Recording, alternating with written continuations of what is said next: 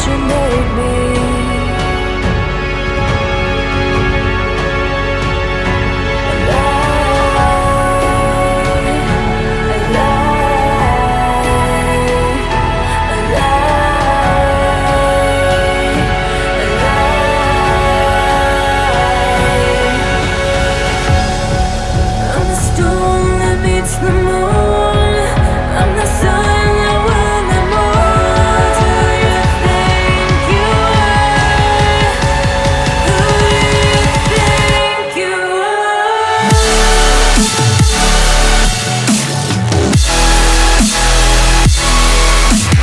So today we're going to be starting, or I guess restarting, a series here on my channel. This is a series where I analyse my friends, my viewers' gameplay, telling them how they can get better at this game. And the first thing I want to mention is that no, this is not inspired by Allegiance University or any other coaching series, streamer, or channel. Although I have seen Allegiance University, I do not copy the style, and I was actually thinking of making this before they did it, so I made it first, okay? This is actually more inspired by the Yo Boy Roy Inside the Mind of a Diamond series, which isn't Rocket League, I know, but it's still closer to the style I have for this. With that out of the way, let's restart the series. These expectations, they keep weighing me down.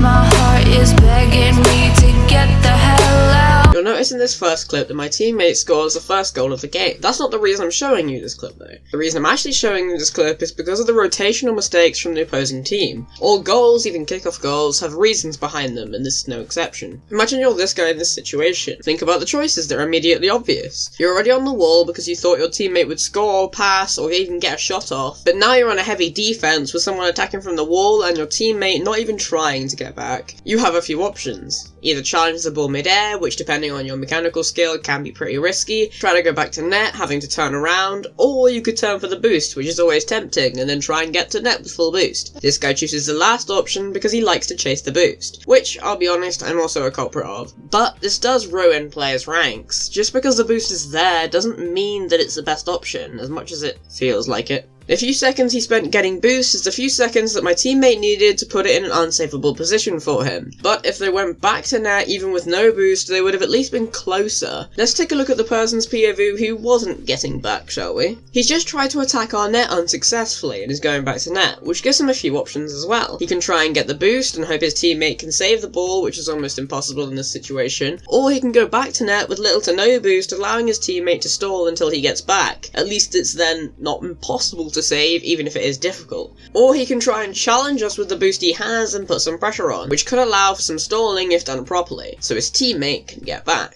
Or he could just completely miss the challenge, leaving an open net for me and my teammate to score in.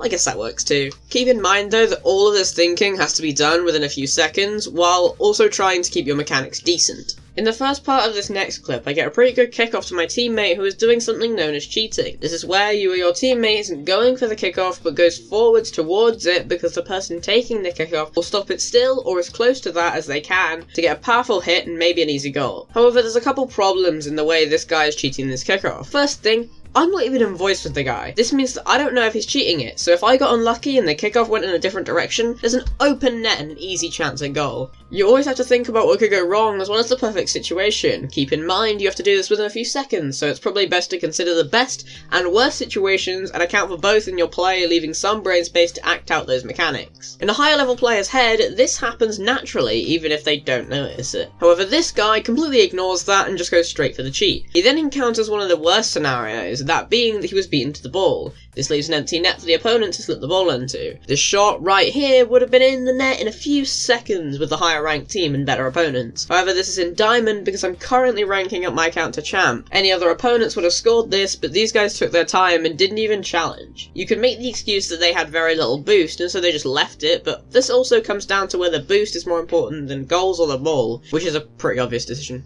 However, they don't challenge, so me and my teammate are both going back in a route that will lead us into the ball. Problem is, we're doing something called double committing, which again can be capitalised on. Who should have backed off in this situation is a question you can't really answer. You could say it could be better if I did, because I saw him flipping in the direction of the ball and it was close to our net, which is a panic zone for most players. But you could also say he should back off, because it looked like he was heading towards the net, and it could have gone in net while I attacked. Also, you could make the argument that he could have seen me going towards the ball, which was a bit more obvious since I couldn't go anywhere else. However, that's subjective, and I probably should have just let him have it because this guy seemed to be pretty quick with his play in this game. You could call it ball chasing, but at the same time, it's not really beneficial to know if he's ball chasing or not in-game, because that's another thing that takes up your brain in the moment that you don't need. It also causes toxicity to notice your teammates' mistakes in-game, as you might go on about it in chat if you're losing, which just makes them play worse. No matter how bad they are, they can get worse, and if you're toxic, they'll become that. So in the end, we both just hit the ball together, which wasn't the greatest. However, with this team capitalizing on so little, we could get away with it. I hit the ball into him, which actually worked out pretty well because it puts him on the attack and me in net, but it gives them time to catch up with us and put us under pressure with a shot or challenge, which they actually do because my teammate decides against following or predicting the bounce, which in this situation you really need to know how to do so you can challenge. However, he didn't bother with that and gave up on the ball, giving this guy space and time to pick his shot on net. And does shoot, but I was able to easily save because of the way that this guy didn't take advantage of the time and space given to him. He instead just shoots straight at me, allowing me to make an easy save and probably pass the ball to my teammate or hit the ball high so we can make some easy passing or aerial plays if we really wanted to. Just slowing down the game and knowing when to speed it back up again is what's keeping some people in Diamond and out of Champ. In this clip I want to emphasise how you should take your time and find better solutions, but more to do with the wall. The opponent hits the ball off the wall near his net in a way that puts it back into the middle of the field. Some people will do that as a pass. Never hit the ball into the wall in a way that sends it back into the middle of the field unless you're trying to pass to a teammate upfield. It gives the opponent not only possession but the time and space to get off an easy shot on net.